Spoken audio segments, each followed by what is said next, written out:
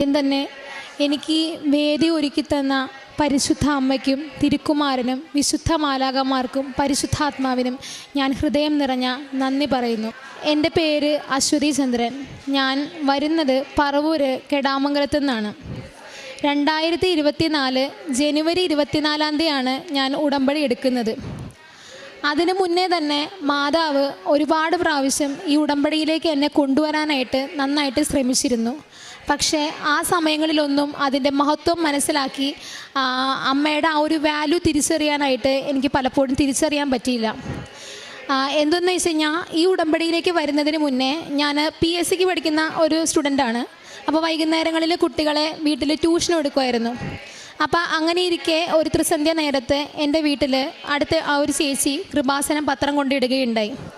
അപ്പോൾ എൻ്റെ അമ്മ പറഞ്ഞു, മോളെ അതൊന്നും എടുത്ത് വായിച്ച് നോക്കടി, നീ എന്തായാലും കുറച്ച് നാളായല്ലോ പഠിക്കാൻ തുടങ്ങിയിട്ട്, ജോലിയാണെങ്കിൽ ആവുന്നുമില്ല, ഒന്ന് വായിച്ച് നോക്ക്, ഒരുപാട് അത്ഭുതങ്ങളൊക്കെ സംഭവിക്കുന്ന ഒരിടമാണ്, പറ്റിക്കഴിഞ്ഞാൽ നമുക്ക് വേണമെന്നുണ്ടെങ്കിൽ അങ്ങോട്ടൊന്ന് പോവാം, പ്രാർത്ഥിക്കാം. അപ്പോഴൊക്കെ ഞാൻ അത്യാവശ്യം ക്ലാസ്സിലൊക്കെ നന്നായിട്ട് പെർഫോം ചെയ്യുന്നതുകൊണ്ടായിരിക്കാം ആ ഒരു കോൺഫിഡൻസിൽ ഞാൻ പറഞ്ഞു, വേണ്ട, താൻ പാതി ദൈവം പാതി, ഞാൻ ആദ്യം ചെയ്യാനുള്ള കാര്യങ്ങൾ ചെയ്യട്ടെ, ബാക്കി അമ്മ മാതാവിന് കൊടുക്കാം എന്നുള്ള രീതിയിൽ ഒരു ഓവർ കോൺഫിഡൻസ് എന്നിൽ വന്നിട്ടുണ്ടായിരുന്നു.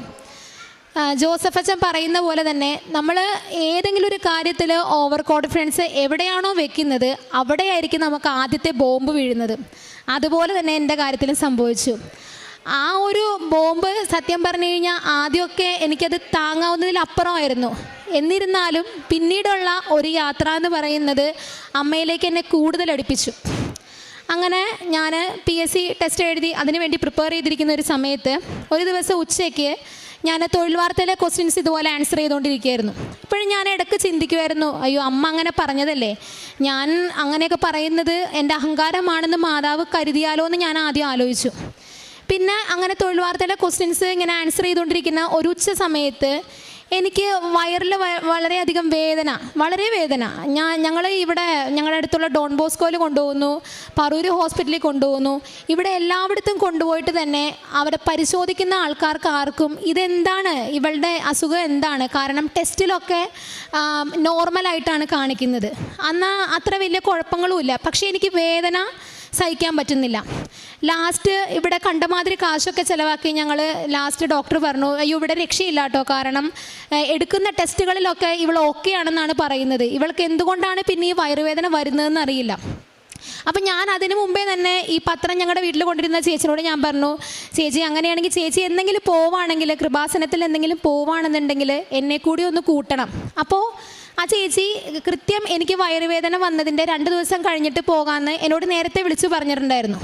പക്ഷേ അതിന് കൃത്യം ആ സമയത്ത് തന്നെ എനിക്ക് അമ്മ വയറുവേദന തന്നു. എന്നിട്ട് ഞങ്ങൾ നേരെ തന്നെ ലിസി ഹോസ്പിറ്റലിൽ ചെന്നു.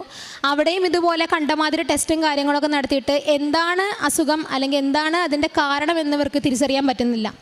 ലാസ്റ്റ് എന്നെ പണ്ട് അവിടെ ചികിത്സിച്ചിരുന്ന ഒരു ഡോക്ടർ വന്നിട്ട് ചോദിച്ചു, അശ്വതി എനിക്ക് എന്താണ് പ്രശ്നം? അപ്പോൾ ഞാൻ പറഞ്ഞു, ഡോക്ടർ എനിക്ക് വയറുവേദന സഹിക്കാൻ പറ്റുന്നില്ല, നാട്ടിൽ എല്ലായിടത്തും കാണിച്ചിട്ട് അവിടെ എന്താണ് സംഭവം എന്ന് ആർക്കും പറയാനും പറ്റുന്നില്ല.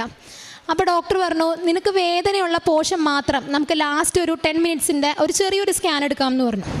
അങ്ങനെ എടുത്തപ്പോഴാണ് അത് അപ്പൻഡിക്സ് ആണ്. അപ്പൻഡിക്സ് വളരെയധികം വന്നിട്ട് അത് പൊട്ടി വയറാകെ വ്യാപിച്ചിരിക്കുകയാണ്. എത്രയും പെട്ടെന്ന് അത് സർജറി ചെയ്ത് മാറ്റിയില്ലെങ്കിൽ എൻ്റെ ജീവന് തന്നെ ആപത്താണ് എന്ന് ഡോക്ടർ പറഞ്ഞു. ഓപ്പറേഷൻ തിയേറ്ററിലേക്ക് എന്നെ കൊണ്ടുപോകുന്ന സമയത്ത് ഞങ്ങളുടെ വീടിനടുത്തൊരു ചേച്ചി എൻ്റെ കയ്യിൽ ഒരു കാശ് രൂപം കൊണ്ടുവന്ന് തന്നു. അന്ന് എനിക്കറിയത്തില്ലായിരുന്നു ഇത് കൃപാസനം മാതാവാണ് അല്ലെന്നുണ്ടെങ്കിൽ മാതാവാണോ എന്താണോ എനിക്കറിയത്തില്ലായിരുന്നു. ഞാൻ ആ കാശ് രൂപം നേരെ തന്നെ തിരിച്ചു കൊടുത്തു. ഞാൻ പറഞ്ഞു, ചേച്ചി ഇതകത്തേക്ക് പ്രവേശിപ്പിക്കാമോ എന്ന് എനിക്കറിയാൻ പാടില്ല, ഓപ്പറേഷൻ തിയേറ്ററിനുള്ളിൽ ഇതൊക്കെ കയറ്റുമോന്നും എനിക്കറിയില്ല. അങ്ങനെ തന്നെ ഞാനത് തിരിച്ചു കൊടുത്തു. അപ്പോൾ തന്നെ കുറച്ച് നേരം കഴിഞ്ഞ് എന്നെ അവിടെ ഇട്ട് കഴിഞ്ഞതിന് ശേഷം ഒരു മദറോ ആരോ അവരുടെ മുഖത്ത് നല്ല വെട്ടമായിരുന്നു. അവർ വേഗം വന്നിട്ട് എൻ്റെ കവിളിൽ ഇങ്ങനെ തൊട്ട് പ്രാർത്ഥിച്ചു, നീ റിക്കവറായിട്ട് വരും മോളെ, ധൈര്യമായിട്ട് പേടിക്കാതിരിക്കുക. അവരുടെ കണ്ണുകളിൽ വല്ലാത്തൊരു ശോഭയായിരുന്നു. എനിക്ക് സത്യം പറഞ്ഞു കഴിഞ്ഞാൽ ഞാൻ മരിച്ചു പോകുമെന്ന് ഞാൻ വിശ്വസിച്ചിരുന്ന ഒരു സമയമാണത്. ആ സമയത്ത് ഈ മരുഭൂമിയിലൊക്കെ മഴ പെയ്യുന്നത് പോലെ ദൈവവിളി എന്നൊക്കെ പറയുന്ന പോലെ അവരുടെ ആ ഒരു സ്പർശം എനിക്ക് വളരെയധികം ഒരു പ്രഷ്യസ് ആയിട്ടുള്ളൊരു നേട്ടമായിട്ട് എനിക്ക് തോന്നി. അങ്ങനെ തന്നെ എന്നെ ഓപ്പറേഷൻ തിയേറ്ററിൽ കയറ്റി. സർജറി കഴിഞ്ഞു. അത് കഴിഞ്ഞിട്ട് കുറേ നാൾ എനിക്ക് ഒരു 3 മാസത്തോളം റെസ്റ്റായിരുന്നു. ഈ സമയത്ത് ഞാൻ എക്സാം എഴുതിയതിൻ്റെ റിസൾട്ട് വന്നു. എനിക്ക് +2ൻ്റെ അതായത് പ്രിലിമിനറി ഒക്കെ പാസ്സായി, മെയിൻസും പാസ്സായി.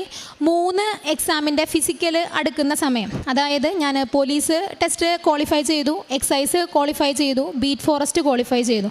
ഇനിയുള്ളത് ഫിസിക്കലാണ്. അപ്പോൾ ഞാൻ ആലോചിക്കുകയാണ്, എനിക്ക് ഒന്നാമതെ വയ്യല്ലോ, അപ്പം ഞാൻ എങ്ങനെയാണ് ഈ ഫിസിക്കലൊക്കെ അറ്റൻഡ് ചെയ്യുക? എന്നാലും സാരമില്ല, റെസ്റ്റൊക്കെ കഴിഞ്ഞിട്ട് നമുക്ക് പോവാമല്ലോ. അങ്ങനെ ഇരുന്നു. ഞാനവിടെ ഒരു ട്രെയിനിങ് ചേർന്നു. ഫിസിക്കൽ ഫിറ്റ്നസിൻ്റെ പ്രാക്ടീസിന് വേണ്ടിയിട്ട് പോയി തുടങ്ങി. കുറച്ച് കഴിഞ്ഞപ്പോഴത്തേക്കും ഗ്രീന ചേച്ചി, അതായത് ഞങ്ങളുടെ വീടിൻ്റെ അടുത്ത് ആ ചേച്ചി, പിന്നെയും ഞാൻ ആ ചേച്ചിനോട് ചോദിച്ചു, ചേച്ചി എൻ്റെ ഉള്ളിൽ ഇങ്ങനെ ഉടമ്പടി എടുക്കണമെന്നുണ്ട്, അപ്പോൾ ഞാൻ ഈ ടെസ്റ്റ് ക്വാളിഫൈ ചെയ്ത് കഴിഞ്ഞിട്ട് അതെടുത്താൽ പോരേന്ന് ചോദിച്ചു. അപ്പോൾ ആ ചേച്ചി പറഞ്ഞു, അശ്വതി അങ്ങനെ തോന്നുന്നുണ്ടെങ്കിൽ നമ്മൾ ആദ്യമേ അത് എടുക്കണം, അല്ലാതെ അതൊരു പരീക്ഷണത്തിന് വേണ്ടി നിൽക്കണ്ട എന്ന് പറഞ്ഞു. അപ്പം ഞാൻ ഈ ഫിസിക്കലിന് മുന്നേ എൻഡ്യൂറൻസ് ടെസ്റ്റ് ഉണ്ട്. അപ്പോൾ എൻഡ്യൂറൻസിൻ്റെ ഡേറ്റ് വന്നപ്പോൾ ഞാൻ അടുത്ത വീട്ടിലെ കുട്ടിയെയും കൂട്ടി ഇങ്ങോട്ട് വന്നു. അതായത് ഉടമ്പടി എടുത്തില്ലെങ്കിലും മാതാവിനെ ഒന്ന് വന്ന് കാണണം. കാരണം ഒരു പ്രാവശ്യം എൻ്റെ ഒരു അഹങ്കാരത്താൽ എനിക്ക് നഷ്ടപ്പെട്ട ആ ഒരു തിരുരൂപം എനിക്ക് ഇവിടെ വന്നൊന്ന് കാണണം, ഒന്ന് ദർശിക്കണം. ഉടമ്പടി എടുത്തില്ലെങ്കിൽ എനിക്കൊന്ന് പ്രാർത്ഥിക്കണം എന്നുള്ളൊരു ചിന്തയോടുകൂടി ഞാൻ ഇങ്ങോട്ട് പോന്നു. ഞാൻ പ്രാർത്ഥിച്ചു, അമ്മ എൻഡ്യൂറൻസ് ടെസ്റ്റാണ്, ഞാൻ പറഞ്ഞതും കേട്ടതുമായിട്ടുള്ള കാര്യങ്ങൾക്കൊക്കെ നീ എന്നോട് ക്ഷമിക്കണം, എൻഡ്യൂറൻസ് ടെസ്റ്റാണ്, നീ എന്നെ തുണയ്ക്കണം എന്നൊക്കെ പറഞ്ഞ് ഞാനിവിടെ നിന്ന് അന്നേരത്തെ ഒരു ഉപ്പ് മാത്രമേ ഞാൻ മേടിച്ചുള്ളൂ, ഉടമ്പടി എടുത്തില്ല. തിരികെ ഞങ്ങൾ ബസ്സിൽ കയറുന്ന സമയത്ത് ഒരമ്മാമ്മ വന്നിട്ട് പറയാണ്, നിങ്ങൾ എവിടേക്കാണ് പോകണേ? അപ്പോൾ പറഞ്ഞു, ഞങ്ങൾ ഇങ്ങനെ കൃപാസനത്തിൽ പോയി മാതാവിനെ കണ്ട് പ്രാർത്ഥിച്ച് വരുന്ന വഴിയാണ്. അപ്പോൾ നിങ്ങളെന്ത് ഉടമ്പടി എടുക്കാഞ്ഞേ? അപ്പോൾ പറഞ്ഞു, ഉടമ്പടി എടുത്തില്ല, അമ്മ മാതാവിനെ ഒന്ന് വന്ന് കാണണം, ഒന്നിവിടെ വന്നൊന്ന് കാര്യങ്ങൾ പറയണം, അത്രേ ഉണ്ടായുള്ളൂ എന്ന് പറഞ്ഞു. അയ്യോ മക്കളെ, നിങ്ങൾക്ക് ഉടമ്പടി എടുത്തുകൂടായിരുന്നോ? എന്നിട്ട് അവരുടെ കാര്യങ്ങൾ അവർ കുറേ ഡീറ്റെയിൽ ആയിട്ട് പറഞ്ഞു. ലാസ്റ്റ് അവർ പറഞ്ഞു, ഞാനൊന്നും കഴിച്ചിട്ടില്ല, നിങ്ങളുടെ കയ്യിൽ എന്തെങ്കിലും ഉണ്ടോ എന്ന് ചോദിച്ചു കഴിക്കാനായിട്ട്. അപ്പോൾ എൻ്റെ കൂടെ വന്ന കുട്ടി, അവൾ വെറും വയറോടുകൂടിയാണ് വീട്ടിൽ നിന്ന് പോകുന്നത്. അപ്പോൾ അവൾക്ക് വേണ്ടിയിട്ട് ഞാൻ എൻ്റെ ബാഗിൽ 2 പഴം വെച്ചിട്ടുണ്ടായിരുന്നു. അപ്പോൾ അവളോട് ചോദിച്ചു, എടി നിനക്കിത് വേണോ? അപ്പോൾ പറഞ്ഞു, വേണ്ട, അത് അങ്ങോട്ട് കൊടുത്തേക്കെന്ന് പറഞ്ഞിട്ട് ഞങ്ങൾ അവിടെ നിന്ന് ആ അമ്മക്ക് ആ പഴം കൊടുത്തു. അത് കഴിഞ്ഞിട്ട് ഇതുപോലെ തന്നെ എൻഡ്യൂറൻസിൻ്റെ ഡേറ്റ് വന്നു. എൻഡ്യൂറൻസ് 2 ഞാൻ പാസ്സായി. അത് കഴിഞ്ഞിട്ടായിരുന്നു ഫിസിക്കൽ ടെസ്റ്റ്. അപ്പോഴും ഞാൻ ആലോചിക്കുന്നത് എന്താണെന്ന് വെച്ചാൽ, എൻഡ്യൂറൻസ് മാതാവ് പാസ്സാക്കിയല്ലോ, ഇനി ഫിസിക്കൽ മാതാവ് നോക്കിക്കോളും, അത് കഴിഞ്ഞിട്ട് ഞാൻ ഉടമ്പടി എടുക്കാം.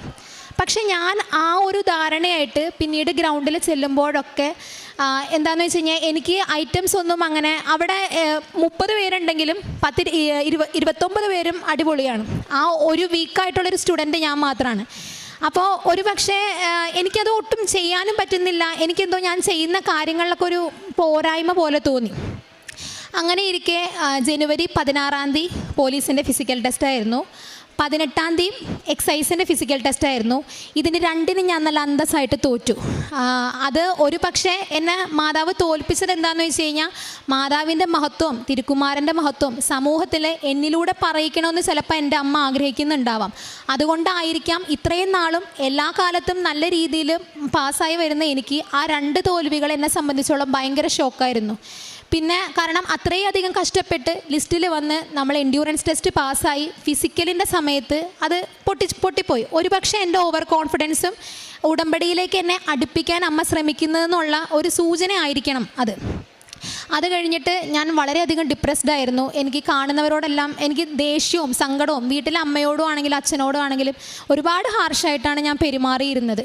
അത് കഴിഞ്ഞിട്ട് എനിക്ക് വളരെയധികം സങ്കടത്തോടു കൂടി ഇങ്ങനെ ഞാൻ പ്രാക്ടീസ് അപ്പോഴും ചെയ്യുന്നുണ്ടായിരുന്നു. വൈകുന്നേരം ഒരു ദിവസം ഗ്രൗണ്ടിൽ പ്രാക്ടീസിന് പോയപ്പോൾ ഞാൻ ഇങ്ങനെ ഇരുന്നുകൊണ്ട് ആലോചിക്കുകയാണ്, ആ ചേച്ചിയെടുത്ത് ഒന്ന് കൃപാസനത്തിലേക്ക് ഒന്ന് എന്നെ കൊണ്ടുപോകാൻ പറഞ്ഞാലോ?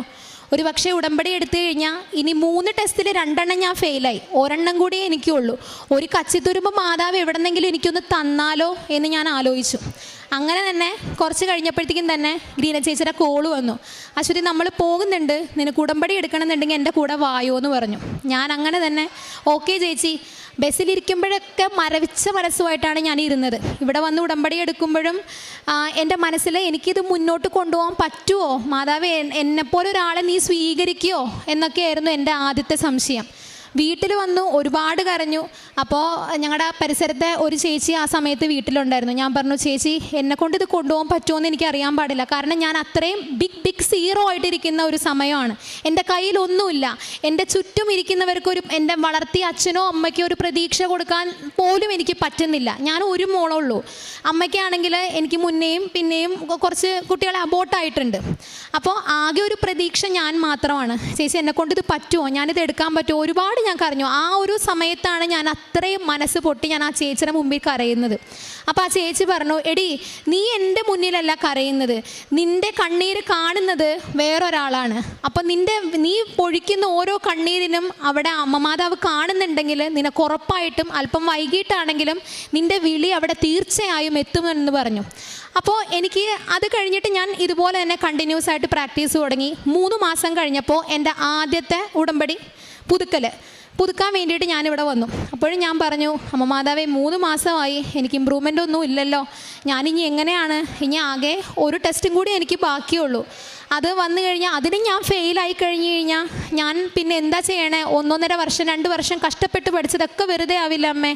എന്തെങ്കിലും ഒരു അടയാളം അല്ലെങ്കിൽ എന്തെങ്കിലും എനിക്ക് വേണ്ടി ചെയ്യണേന്ന് ഒരുപാട് ഞാൻ ഉരുകി പ്രാർത്ഥിച്ചു. അത് കഴിഞ്ഞതിന് കൃത്യം തന്നെ ഏപ്രിൽ മാസം ഞങ്ങളുടെ അവിടെ ഗ്രൗണ്ടിൽ ഒരു സമ്മർ ക്യാമ്പ് പോലെ ഒരു സാറ് അവിടെ സമ്മർ ക്യാമ്പ് പോലെ ഒരു കോച്ചിങ് സ്റ്റാർട്ട് ചെയ്തു. അപ്പം ഞാനിതുപോലെ ഗ്രൗണ്ടിൽ വരും, തന്നെത്താനെ പ്രാക്ടീസ് ചെയ്യും. എല്ലാം ചെയ്യുന്ന സമയത്ത് ഒരു പ്രാവശ്യം ജോഗിങ് ചെയ്തുകൊണ്ടിരിക്കുമ്പോൾ ആ സാറ് എന്നെ വിളിച്ചിട്ട് പറഞ്ഞു, ഞങ്ങളുടെ അടുത്ത വീട്ടിലൊരു ചേട്ടനാണ് ആ സാറിനെ എനിക്ക് പരിചയപ്പെടുത്തി തന്നത്. ആ സാറ് പറഞ്ഞു, ഇയാൾ കുറേയൊക്കെ ആയാലോ കിടന്ന് ചെയ്യുന്നത്, ഞാനൊരു ഓഫർ വെക്കട്ടെ? അപ്പം ഞാൻ പറഞ്ഞു, പറഞ്ഞോളൂ സാർ. അപ്പോൾ പറഞ്ഞു, ഈ കുട്ടികളുടെ കൂടെ തനിക്കൊന്ന് കൂടാമോ? അതായത് സമ്മർ ക്യാമ്പ് എന്ന് പറയുമ്പോൾ ചെറിയ കുട്ടികൾക്കുള്ള ക്യാമ്പാണ്. ഈ കുട്ടികളുടെ കൂടെ തനിക്കൊന്ന് കൂടാമോ? തന്നെ ഞാൻ റെഡിയാക്കി എടുക്കാം, എനിക്ക് 10ൻ്റെ പൈസ തരണ്ടെന്ന് പറഞ്ഞു. എന്തോ എനിക്ക് ആ ഒരു സമയത്ത് അതൊരു ദൈവദൂതനായിട്ട് എനിക്ക് തോന്നി. പുറപ്പാട് 23:20 പറയുന്നത് പോലെ, നിനക്ക് മുന്നേ ഞാൻ എൻ്റെ ദൂതനെ അയക്കും, അവൻ നിൻ്റെ വഴികളിലേക്ക് നിന്നെ നയിക്കും, എൻ്റെ പരീക്ഷണശാലയിലേക്ക് നിന്നെ അവൻ കൊണ്ടുവരികയും ചെയ്യും. ആ വചനം എത്രത്തോളം ആപ്റ്റാണെന്ന് എനിക്ക് ആ സമയത്താണ് മനസ്സിലായത്. കണ്ടിന്യൂസ് ആയിട്ട് ആ സാറിൻ്റെ കീഴിൽ തന്നെ ഒരുപാട് നാൾ ഞാൻ പ്രാക്ടീസ് ചെയ്തു കഴിഞ്ഞു. ആ സമയത്ത് തന്നെ ബീറ്റ് ഫോറസ്റ്റിൻ്റെ ഡേറ്റ് വന്നു. ആദ്യത്തെ ഡേറ്റ് വന്നു, മഴയൊക്കെ കാരണം അത് മാറ്റിവെച്ചു. 2ാമത്തെ ഡേറ്റ് വന്നു. അപ്പം ഞാൻ ആ സമയത്ത് എൻ്റെ ഹോൾ ടിക്കറ്റും കൊണ്ട് ഞാനിവിടെ വന്നു. എന്താണെന്ന് വെച്ച് കഴിഞ്ഞാൽ ഇത് അപ്പം മാറി ഡേറ്റ് മാറ്റി പോവാണല്ലോ. ഞാൻ ചെയ്യുന്ന ഉടമ്പടിയിൽ എന്തെങ്കിലും പോരായ്മ ഇനി അമ്മയ്ക്ക് തോന്നുകയാണെങ്കിൽ അച്ഛനെ വന്നൊന്ന് കാണിക്കണം, അല്ലെങ്കിൽ ആ ഹോൾ ടിക്കറ്റ് ഈ പടി വരെ ഒന്ന് കൊണ്ടുവരണം, ഈ അൾത്താര വരെ ഒന്ന് കൊണ്ടുവരണം എന്ന് എൻ്റെ മനസ്സിലുണ്ടായുള്ളൂ. അതുപോലെ ഞാൻ കൊണ്ടുവന്നു, അച്ഛനെ വന്ന് കാണിച്ചു. അപ്പം എനിക്ക് മുന്നേ കയറിയ ആൾക്കാരോടൊക്കെ അച്ഛൻ പറയുന്നുണ്ട്, ഉടമ്പടി ഉഴപ്പാതെ ചെയ്യണമെന്ന്. അടുത്ത ടേൺ ഞാനാണ്. അപ്പം ഞാനിങ്ങനെ ആലോചിക്കുകയാണ്, അതായത് ഉടമ്പടി എടുത്തിട്ടാണെങ്കിലും എനിക്ക് ആ ദേഷ്യവും കാര്യങ്ങളൊന്നും കൺട്രോൾ ചെയ്യാനായിട്ട് നന്നായിട്ട് പറ്റിയിരുന്നില്ല. അപ്പം ഞാൻ വിചാരിച്ചു, അമ്മ മാതാവ് അച്ഛനിലൂടെ എന്ത് മെസ്സേജ് എനിക്ക് തന്നാലും അത് നല്ലതാണെങ്കിലും ഇപ്പം അച്ഛൻ 2 ശകാരിക്കുകയാണെങ്കിൽ എന്നെ ചെയ്താലും അത് കേൾക്കാൻ ഞാൻ ബാധ്യസ്ഥയാണ്. കേട്ടിട്ട് അത് തന്നെ തുടരാതെ എനിക്ക് നല്ല രീതിയിൽ അത് ചേഞ്ച് ചെയ്ത് കൊണ്ടുവരണമെന്ന് എനിക്ക് തോന്നി. അങ്ങനെ ഞാനിവിടെ ഈ ആൾത്താരയിൽ മുട്ടുകുത്തി നിന്നപ്പോൾ ആ 2 പേരോട് അച്ഛൻ പറഞ്ഞു, ഉടമ്പടി ഉടപ്പാതെ ചെയ്യണം. 3ാമത്തെ ആൾ ഞാനാണ്. എൻ്റെ കയ്യിൽ തലയിൽ കുരിശുരൂപം വെച്ചിട്ട് അച്ഛൻ പറഞ്ഞു, വൈകാതെ വന്ന് സാക്ഷ്യം പറഞ്ഞേക്കണം കേട്ടാന്ന് പറഞ്ഞു. അത്രയും നേരം കരയാതെ നിന്ന് ഞാൻ ഇവിടെ നിന്ന് പൊട്ടി കരയാൻ തുടങ്ങി. കാരണം എനിക്ക് ഒരു കോൺഫിഡൻസ് ഇതുവരെ ഞാനത് പ്രാക്ടീസ് ചെയ്തിട്ട് എനിക്ക് കിട്ടിയിട്ടില്ല. പക്ഷേ അച്ഛൻ്റെ ആ വചനം, അമ്മ മാതാവിൻ്റെ ആ മെസ്സേജ് അച്ഛൻ്റെ നാവിലൂടെ വന്നപ്പോൾ എനിക്ക് വല്ലാത്ത സന്തോഷം തോന്നി. സന്തോഷമല്ല, ഞാൻ കരഞ്ഞു. ഇവിടെ വന്ന് കുറേ നേരം കരഞ്ഞു. ഞാൻ പുറത്തിറങ്ങി ആ വീട്ടിലെത്തി. ആ ചേച്ചിയെ ബസ് സ്റ്റോപ്പിൽ വെച്ച് ഞാൻ വിളിച്ചു, ചേച്ചി ഇങ്ങനെ അച്ഛൻ നല്ലൊരു വർത്താനം എന്നോട് പറഞ്ഞിട്ടുണ്ട് കേട്ടോ. അപ്പോൾ ആ ചേച്ചി പറഞ്ഞ എന്താണെന്ന് വെച്ചാൽ, അച്ഛൻ നിന്നോട് അങ്ങനെ പറഞ്ഞിട്ടുണ്ടെങ്കിൽ ആ കാര്യം എന്തായാലും അച്ചട്ടായിരിക്കും, നീ അതിനെ വിശ്വസിച്ച് നല്ല രീതിയിൽ നീ മുന്നോട്ട് പോവാന്ന് പറഞ്ഞു. എഗെയിൻ ആ ടെസ്റ്റിൻ്റെ ഡേറ്റ് മാറ്റിവെച്ച ടെസ്റ്റിൻ്റെ ഡേറ്റ് പിന്നെയും വന്നപ്പോൾ നമ്മുടെ കേരളം കണ്ടതിൽ വെച്ച് ഏറ്റവും വലിയ ദുരന്തമായിട്ടുള്ള ഉരുൾപൊട്ടൽ ആ സമയത്ത് നടന്നിരിക്കുന്ന ഒരു സ്റ്റേജ് ആയിരുന്നു അത്, വയനാട്ടിലെ ഉരുൾപൊട്ടൽ. ആ സമയം കാരണം എഗെയിൻ ആ ടെസ്റ്റ് പിന്നെയും പോസ്റ്റ്പോൺ ചെയ്തു. അപ്പോൾ എനിക്ക് മനസ്സിലായി, ഞാൻ ഉടമ്പടി എടുക്കുന്നതിലുള്ള കുഴപ്പങ്ങളിലല്ല എന്നെ ഒരുക്കാൻ വേണ്ടിയിട്ട്, അല്ലെങ്കിൽ എന്നെ ആ പരീക്ഷണശാലയിലേക്ക് അമ്മയ്ക്ക് അയക്കാൻ വേണ്ടിയിട്ട് അമ്മ എനിക്ക് നീട്ടിത്തരുന്ന സമയമാണത്. അത് ഞാൻ പ്രോപ്പറായിട്ട് യൂട്ടിലൈസ് ചെയ്യണം. പ്രോപ്പറായിട്ട് അമ്മയെ വിശ്വസിച്ച് അമ്മ പറയുന്നതായിട്ടുള്ള കാര്യങ്ങൾ അടിപൊളിയായിട്ട് സമൂഹത്തിന് വേണ്ടി ചെയ്തു കൊടുക്കാൻ എനിക്ക് പറ്റണം. അത് ഞാൻ മനസ്സിലുറപ്പിച്ചു. അങ്ങനെ മനസ്സിലുറപ്പിച്ചു. എഗെയിൻ ഞാൻ പ്രാക്ടീസ് ചെയ്തു. ഈ ഒക്ടോബർ 9 ഞാൻ ബീറ്റ് ഫോറസ്റ്റിന് വേണ്ടി എൻ്റെ കയ്യിൽ 3 ടെസ്റ്റ് ഉണ്ടായിരുന്നു. 2 ടെസ്റ്റ് ഞാൻ ഫെയിലായി. ആകെ ഒരെണ്ണത്തിന് വേണ്ടിയിട്ടാണ് ഞാനിവിടെ ഉടമ്പടിയിൽ വെച്ചിരുന്നത്. ഇടയിലൂടെ എനിക്ക് ഫയർ വുമണിൻ്റെ എക്സാം വന്നു. ഫയർ വുമണിൻ്റെ എക്സാം പ്രിലിംസ് മെയിൻസ് ഞാൻ ക്വാളിഫൈ ചെയ്തു. ഈ ഒക്ടോബർ 9 ആയിരുന്നു അതിൻ്റെ ഫിസിക്കൽ ടെസ്റ്റ്. ഞങ്ങളുടെ കൂടെ ആ ഗ്രൗണ്ടിൽ തന്നെ പ്രാക്ടീസ് ചെയ്തിരുന്ന ഒരു കുട്ടി ഞാനും കൂടി ഒരുമിച്ച് പത്തനംതിട്ടയിൽ ടെസ്റ്റ് അറ്റൻഡ് ചെയ്യാൻ പോയായിരുന്നു. അപ്പോൾ ഞാൻ ആലോചിച്ചു, എന്തായാലും ബുധനാഴ്ചയാണ് ടെസ്റ്റ്, അമ്മയുടെ 10 പത്രം എന്തായാലും കയ്യിലെടുത്തേക്കാം. കാരണം എന്താണെന്ന് വെച്ച് കഴിഞ്ഞാൽ നമ്മളെ ഏൽപ്പിച്ച ജോലി നമ്മൾ ചെയ്യണം. അമ്മ അത് തരുന്നതോ തരാതിരിക്കുന്നതോ അമ്മയുടെ ഇഷ്ടമാണ്. അമ്മയുടെ ഡയറിയിൽ അമ്മ എന്താണ് എഴുതി വെച്ചിരിക്കുന്നതെന്ന് നമുക്ക് വായിച്ചെടുക്കാൻ പറ്റില്ല. നമ്മുടെ പാത്ത് കറക്റ്റ് ആണെങ്കിൽ ഉറപ്പായിട്ട് അവിടെ പച്ച ടിക്ക് നമുക്ക് വേണ്ടിയിട്ട് വീണിരിക്കും. അങ്ങനെ ഞാൻ വിശ്വസിച്ചു. അമ്മ എനിക്ക് തന്നാലും കുഴപ്പമില്ല, തന്നില്ലെങ്കിലും കുഴപ്പമില്ല. കാരണം എനിക്ക് അമ്മയോട് അത് തരണം എന്ന് വാശി പിടിക്കാൻ അത്ര വലിയ യോഗ്യതയൊന്നും എനിക്കില്ല അമ്മേ. എന്നിരുന്നാലും അമ്മയുടെ വിധി എന്തായിരുന്നാലും ഇനി അങ്ങോട്ട് എളിമപ്പെട്ട് തന്നെ എൻ്റെ കാര്യങ്ങൾ ചെയ്യാൻ എനിക്കുള്ള കൃപ തരണേന്നായിരുന്നു എൻ്റെ പ്രാർത്ഥന മുഴുവനും. അങ്ങനെ തന്നെ ഞാൻ ആ ടെസ്റ്റ് ഞങ്ങൾ തലേദിവസം റൂം എടുത്തപ്പോൾ ഞാൻ അമ്മയോട് പറഞ്ഞു, അമ്മേ പത്രം കൊണ്ട് ഇറങ്ങുന്നുണ്ട് കേട്ടോ, കുറച്ച് പേർക്ക് ഞാൻ പോണ വഴിക്ക് കൊടുത്തേക്കാൻ കേട്ടാ, എൻ്റെ കൂടെ ഉണ്ടെന്ന് അറിയിക്കാനായിട്ട് എനിക്ക് ഒരു അടയാളമെങ്കിലും പോണ വഴി എനിക്കൊന്ന് കാണിച്ചു തരണേ അമ്മയെന്ന് പറഞ്ഞു. അങ്ങനെ തന്നെ ഞങ്ങൾ പത്തനംതിട്ടയിൽ ആ ഗ്രൗണ്ടിലേക്ക് കാറ് വളച്ചെടുക്കുന്ന സമയത്ത് ഞാനപ്പോൾ എൻ്റെ കൂടെ ഉണ്ടായിരുന്ന കുട്ടിയോട് കൃപാസന മാതാവിൻ്റെ അത്ഭുതങ്ങളെയൊക്കെ കുറിച്ച് ഒരുപാട് പറഞ്ഞിട്ടുണ്ട്. അപ്പോൾ ആ കുട്ടി എന്നെ വിളിച്ച് കാണിക്കുകയാണ്, അശ്വതി ഒന്ന് അപ്പുറത്തോട്ട് നോക്കിയെന്ന് പറഞ്ഞു. ഞാൻ നോക്കിയപ്പോൾ എന്താ, അതൊരു പള്ളിയല്ല, അന്ന് അവിടെ ആരാധന അങ്ങനെയൊന്നുമില്ല, ഒരു കാവ് പോലത്തെ ഒരു സ്ഥലം. അതിൻ്റെ ഉള്ളിൽ ഈശോനെ നെഞ്ചി ചാർത്തി മാതാവ് ഇരിക്കുകയാണ്. മാതാവിൻ്റെ ഒരു രൂപം അവിടെ ഇരിക്കുകയാണ് ഞങ്ങളുടെ ഗ്രൗണ്ടിൻ്റെ ആ സൈഡിൽ തന്നെ. ഞാൻ അത്ഭുതപ്പെട്ടു. സാധാരണ പോലീസ് ടെസ്റ്റും കാര്യങ്ങളൊക്കെ നടക്കുന്ന ഗ്രൗണ്ടിൽ ഇതുപോലെ കാര്യങ്ങൾ കൊണ്ടുവെക്കുമോ എന്നൊക്കെ പറഞ്ഞ് ഞാൻ ആദ്യം, മാതാവേ ഞാൻ അടയാളം ചോദിച്ചോളാം, ആ ഉടനടി തന്നെ നീ എന്നെ ആതിരയിലൂടെ അത് കാണിച്ചല്ലോ എന്ന് പറഞ്ഞ് ഒരുപാട് നന്ദി പറഞ്ഞു. അങ്ങനെ തന്നെ പിന്നെ എനിക്ക് സ്ട്രോങ് ആയി. പിന്നെ ഞാൻ ഡബിൾ സ്ട്രോങ് ആയി. കാരണം എൻ്റെ അമ്മ മാതാവ് എൻ്റെ കൂടെയുണ്ട്. പിന്നെ എന്നെ ആരൊക്കെ തോൽപ്പിക്കാൻ ശ്രമിച്ചാലും പിന്നെ ഞാൻ വീടില്ല എന്നുള്ള ഉറപ്പ് എനിക്ക് കിട്ടി. അങ്ങനെ തന്നെ രാവിലെ വെളുപ്പിനെ ഞങ്ങൾ എണീറ്റു, കുളിച്ച് അമ്മയ്ക്ക് തിരിവെച്ചു. എൻ്റെ ഒപ്പം തന്നെ ഞാൻ അവളെയും പ്രാർത്ഥനയ്ക്ക് ഇരുത്തി. കാരണം അവൾ പ്രാക്ടീസ് ചെയ്യാൻ തുടങ്ങിയിട്ട് 1.5 മാസമേ ആയിട്ടുള്ളൂ. ഞാൻ 1 വർഷമായി ഞാനിതിൻ്റെ പുറകെ നടക്കുന്നു. അങ്ങനെ അവളും ഞാനും കൂടി ഒരുമിച്ചിരുന്ന് പ്രാർത്ഥിച്ചു കഴിഞ്ഞ് ഞങ്ങൾ ടെസ്റ്റ് അറ്റൻഡ് ചെയ്യാൻ പോയപ്പോൾ എല്ലാവർക്കും ചെസ്റ്റ് നമ്പറൊക്കെ കൊടുത്ത് അണിനിരത്തി നിർത്തിയേക്കണ സമയത്ത് ഞങ്ങളുടെ ആയിരുന്നു ഫസ്റ്റ് ബാച്ച്. അങ്ങനെ തന്നെ ആ ഓഫീസർ വന്നുകൊണ്ട് പറയാണ്, അവർ ഇത്തിരി ഇൻസ്ട്രക്ഷൻസ് തന്നതാണെങ്കിലും നമുക്കതൊരു ഡീമോട്ടിവേഷൻ പോലെ ആയിരുന്നു. ഇൻസ്ട്രക്ഷൻസ് ഇത്രയേ ഉണ്ടായുള്ളൂ. എൻ്റെ ചെസ്റ്റ് നമ്പർ 104 ആയിരുന്നു. ഇവർ പറയണത് എന്താണെന്ന് വെച്ച് കഴിഞ്ഞാൽ, ഇപ്പോൾ ഈ ട്രാക്കിൽ ആരെങ്കിലും ഫൗൾ സ്റ്റാർട്ട് ചെയ്യുകയാണെന്നുണ്ടെങ്കിൽ അവർ ഫെയിലാവും. ഇപ്പോൾ ഉദാഹരണത്തിന് ഈ 104 നമ്പർ ഫൗൾ സ്റ്റാർട്ട് ചെയ്തു, ഇയാൾ ഫെയിലാണ് എന്ന രീതിയിൽ അയാളൊരു വർത്തമാനം പറഞ്ഞു. അപ്പം ഞാൻ, മാതാവേ പകുതി ജീവനില്ലാതെയാണ് ഞാനിവിടെ നിൽക്കുന്നത്. കാരണം 2 ടെസ്റ്റ് ഞാൻ പൊട്ടി, ഇതെൻ്റെ 3ാമത്തെ ടെസ്റ്റാണ്. ഇതിൽ നീ മിന്നിച്ചേക്കണേന്ന് ഞാൻ പ്രാർത്ഥിച്ചു. പിന്നെ ആ 100 മീറ്ററിൻ്റെ ട്രാക്കിൽ ഞാൻ ഓടാൻ നിന്നപ്പോൾ ഞാൻ ഒരു കാര്യമേ ആഗ്രഹിച്ചുള്ളൂ, ഈ ട്രാക്കിൽ ഞാനാണെങ്കിൽ ആ അപ്പുറത്തെ ട്രാക്കിൽ എൻ്റെ അമ്മയാണ് നിൽക്കുന്നത്. ഈ ട്രാക്കിൽ ഫസ്റ്റ് ഓടിക്കയറേണ്ടത് ഞാൻ തന്നെയാണ്. 17 സെക്കൻഡിൽ ഇതുവരെ ഗ്രൗണ്ടിൽ എങ്ങനെയൊക്കെ പ്രാക്ടീസ് ചെയ്തിട്ടും കയറാത്ത ഞാൻ വിസിലടിച്ച ഉടനെ 15 സെക്കൻഡിൽ ഞാൻ അതവിടെ കവർ ചെയ്തു. അതുപോലെ തന്നെ ഷോർട്ട് പുട്ട്, ലോങ് ജമ്പ്, ഈ പറയുന്ന സാധനങ്ങളൊക്കെ എനിക്ക് അറ്റപ്പറ്റയായിരുന്നു കിട്ടിക്കൊണ്ടിരുന്നത്. അവിടെ എൻ്റെ പെർഫോമൻസ് അത്യാവശ്യം നല്ല രീതിയിൽ മോഡിഫൈ ചെയ്യാനായിട്ട് അമ്മ എന്നെ ഒരുപാട് സഹായിച്ചിരുന്നു. 1 പത്രോസ് 1:7 പറയുന്ന പോലെ, അഗ്നിശോചനയെ അതിജീവിക്കുന്ന സ്വർണത്തേക്കാൾ നശ്വരമായിരിക്കും പരീക്ഷകളെ അതിജീവിക്കുന്ന നിങ്ങളുടെ വിശ്വാസം. അത് യേശുക്രിസ്തുവിൻ്റെ മഹത്വത്തിനും അനുഗ്രഹത്തിലേക്കും നിങ്ങളെ നയിക്കും. ആ ഒരു വചനം എനിക്ക് അപ്പോൾ കിട്ടിയ ഒരു അനുഗ്രഹമായിട്ട് തന്നെ തോന്നി. എൻ്റെ അമ്മ മാതാവ് അതെന്നെ കൊണ്ടടുപ്പിച്ചു. രണ്ടാമത് ഈ കഴിഞ്ഞ 15-ാം തീയതി ആയിരുന്നു ഞാനിവിടെ വന്ന് ഉടമ്പടി എടുത്തിരിക്കുന്ന ബീറ്റ് ഫോറസ്റ്റിൻ്റെ ടെസ്റ്റ്. അത് ചോറ്റാനിക്കര അമ്പലത്തിൻ്റെ ഗ്രൗണ്ടിൽ വെച്ചിട്ടായിരുന്നു. അവിടെയും ഇതുപോലെ തന്നെ ഞാൻ പ്രാർത്ഥിച്ചു, പത്രം കൊടുത്തു. ആ പത്രം അവിടെ ഇരുന്ന് വായിച്ചു. രാവിലെ ഞങ്ങൾ ടെസ്റ്റിന് പോയി. അപ്പോഴും ഞാൻ പറഞ്ഞു, അമ്മ മാതാവേ, ഫയർ വുമൺ നീ എനിക്ക് തന്നിരിക്കുന്ന ഒരു ബോണസാണ്. ഞാൻ നിന്നോട് ചോദിച്ചത് ഈ ബീറ്റിൻ്റെ ടെസ്റ്റാണ്. കാരണം 3 ടെസ്റ്റിൽ 2 ടെസ്റ്റും ഫെയിലായിട്ട് ഈ ഒരെണ്ണം കച്ചിത്തുരുമ്പാക്കി പിടിച്ചിട്ടാണ് ഞാൻ നിൻ്റെ പടി ചവിട്ടിയത്. അതിനിടക്കൂടെ നീ എനിക്കൊരു ബോണസ് തന്നതാണ് ആ ഫയർ വുമണിൻ്റെ ടെസ്റ്റ്. ഒന്നാമത്തെ കാര്യം, ഇതിന് ഒഴിവില്ല എന്നുള്ളത് വേറെ, ഒഴിവ് കുറവാണെന്നുള്ളത് വേറെ സത്യം. എന്നിരുന്നാലും എന്നെക്കൊണ്ട് പറ്റില്ല എന്ന് പറഞ്ഞ് ഞാനൊരു മൂലയ്ക്ക് മാറ്റി വെച്ചിരിക്കുന്ന സാധനമാണ് അമ്മയുടെ ദൂതനെ വിട്ടും അമ്മയുടെ അനുഗ്രഹങ്ങൾ എനിക്ക് വേണ്ടി ചൊരിഞ്ഞും അത് മാറ്റിച്ചത്. അതിന് അമ്മയ്ക്ക് കോടാനുകോടി സ്തുതിയാണ് എനിക്ക് പറയാനുള്ളത്.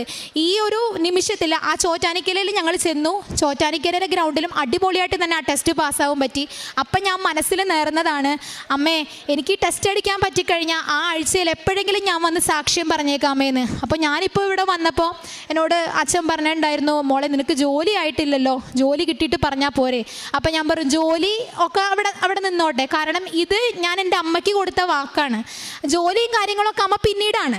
എൻ്റെ അമ്മയ്ക്ക് കൊടുത്ത വാക്ക് എനിക്ക് പാലിക്കാൻ പറ്റിയതിൽ ഒരുപാട് സന്തോഷം. അതുപോലെ തന്നെ പത്തനംതിട്ടയിൽ നിന്ന് തിരിച്ചു വരുമ്പോൾ ഞങ്ങളുടെ കൂടെയുള്ള ആ കുട്ടി പറഞ്ഞു, അവൾ കമ്മൽ പണയം വെച്ചിട്ടാണ് ആ യാത്ര, ആ ടെസ്റ്റിന് വേണ്ടിയിട്ട് ഇറങ്ങി പുറപ്പെട്ടതെന്ന്. അപ്പോൾ ഞങ്ങൾ ചായ കുടിക്കാൻ വേണ്ടിയിട്ട് വണ്ടി അവിടെ നിർത്തിയപ്പോൾ അവളുടെ ഭർത്താവ് എന്നോട് പറഞ്ഞു, നീ കൃപാസന മാതാവിൻ്റെ വലിയ പുള്ളിയല്ലേ, ഈ ഒരു ലോട്ടറിക്കാരനെ കണ്ടു, ഈ ലോട്ടറിയിൽ നിന്ന് ഏതെങ്കിലും ഒരെണ്ണം കണ്ണടച്ച് നീ എടുക്കാമോ എന്ന് ചോദിച്ചു. അങ്ങനെ തന്നെ കണ്ണടച്ചു. ആ നമ്പറൊന്നും ഞാൻ ശ്രദ്ധിച്ചില്ല. ആ നമ്പർ ഞാൻ അങ്ങോട്ടേക്ക് കൊടുത്തു. അതെന്താണ് ഏതാണെന്നൊന്നും എനിക്കറിയത്തില്ല, ഞാൻ നോക്കിയുമില്ല. അപ്പോൾ തിരിച്ച് വന്നപ്പോൾ ഇവളിങ്ങനെ പറഞ്ഞപ്പോൾ ഞാൻ അമ്മയോട് പറയാണ്, അമ്മേ അവൾ കമ്മൽ പണയം വെച്ചിട്ടാണ് കേട്ടോ വന്നേക്കണേ, വലിയ തുകയൊന്നും ഇല്ലെങ്കിലും ചെറുതായിട്ടെങ്കിലും എന്തെങ്കിലും നീ ഒന്ന് സഹായിക്കണം. അന്ന് ബമ്പർ നറുക്കെടുക്കുന്ന സമയമായിരുന്നു. ഒരു 2 മണിക്കൂർ കഴിഞ്ഞപ്പോഴേക്കും ഇവളെ എന്നെ വിളിക്കുകയാണ്, അശ്വതി എടുത്ത് തന്ന ലോട്ടറി ടിക്കറ്റിൻ്റെ 1000 രൂപ ഞങ്ങൾക്ക് അടിച്ചിട്ടുണ്ട് കേട്ടോ എന്ന് പറഞ്ഞ്. അപ്പോൾ ആ ദിവസം മുഴുവനും ശരിക്കും പറഞ്ഞാൽ മാതാവ് എനിക്ക് വേണ്ടി തന്ന അനുഗ്രഹങ്ങളുടെ ഒരു പ്രവാഹമായിരുന്നു ശരിക്കും ആ ദിവസം മുഴുവനും. അതുപോലെ തന്നെ ഈ ജെറമിയ 31:9 പറഞ്ഞ പോലെ തന്നെ, നീ എൻ്റെ മുന്നിൽ കരഞ്ഞിട്ടുണ്ടെങ്കിൽ ഞാൻ ഉറപ്പായിട്ട് നിൻ്റെ കണ്ണീരൊപ്പും. അത് എൻ്റെ കേസിൽ വളരെയധികം 100%, 110% സത്യമായിട്ടുള്ളൊരു വചനമായിരുന്നു. പിന്നെ ഇതുപോലെ തന്നെ പ്രേക്ഷിത പ്രവർത്തനങ്ങളും കാര്യങ്ങളും എന്താണെന്ന് വെച്ച് കഴിഞ്ഞാൽ, എൻ്റെ അമ്മ എനിക്ക് പൊതിച്ചോറ് തന്നു വിടുമായിരുന്നു. ഞാനത് പാക്ക് ചെയ്ത് സർക്കാർ ആശുപത്രിയിലെ രോഗികൾക്ക് കൊണ്ട് കൊടുക്കുമായിരുന്നു, അവരോട് സംസാരിക്കുമായിരുന്നു. ഇവിടുന്ന് തന്നയക്കുന്ന പത്രം വിശ്വാസ പ്രമാണവും മറ്റും ചൊല്ലി ഞാൻ അത് കൊടുക്കുമ്പോൾ ഞാൻ മനസ്സിൽ വിചാരിക്കും, അമ്മേ ഞാൻ ക്രിസ്തുവിനെയാണ് കേട്ടോ കൈമാറുന്നത്, ഇത് ആര് മേടിച്ചാലും അമ്മേ അവരുടെ മുഖത്ത് സന്തോഷത്തോടു കൂടി അവരെ ക്രിസ്തുവിനെ സ്വീകരിക്കണമെന്ന് പറഞ്ഞിട്ടാണ് ഞാൻ എൻ്റെ അമ്മ മാതാവിൻ്റെ പത്രം എല്ലാവർക്കും കൊടുത്തിരുന്നത്. അതുപോലെ തന്നെ ഞങ്ങളുടെ അവിടെ ശാന്തി തീരത്ത് ഒരു ഓൾഡ് ഏജ് ഹോം ഉണ്ട്. അപ്പോൾ അവിടെ ചെന്നിട്ട് ഞാൻ വീട്ടിൽ ആരോടൊന്നും പറഞ്ഞിട്ടില്ല, ഞാൻ അവരുടെ ഡ്രസ്സ് അലക്കി കൊടുക്കുമായിരുന്നു, അവരുടെ നഖം വെട്ടി കൊടുക്കുമായിരുന്നു, അവരോട് 4 വാക്ക് സംസാരിക്കുമായിരുന്നു. അപ്പോൾ ഞാനിങ്ങനെ സംസാരിക്കാൻ ചെല്ലുമ്പോൾ തന്നെ അവർ ചോദിക്കും, അവരെൻ്റെ കയ്യിൽ ചുംബിച്ചിട്ട് ചോദിക്കും, മോളെ നീ ഇനി എന്നാ വന്നേന്ന് ചോദിക്കും.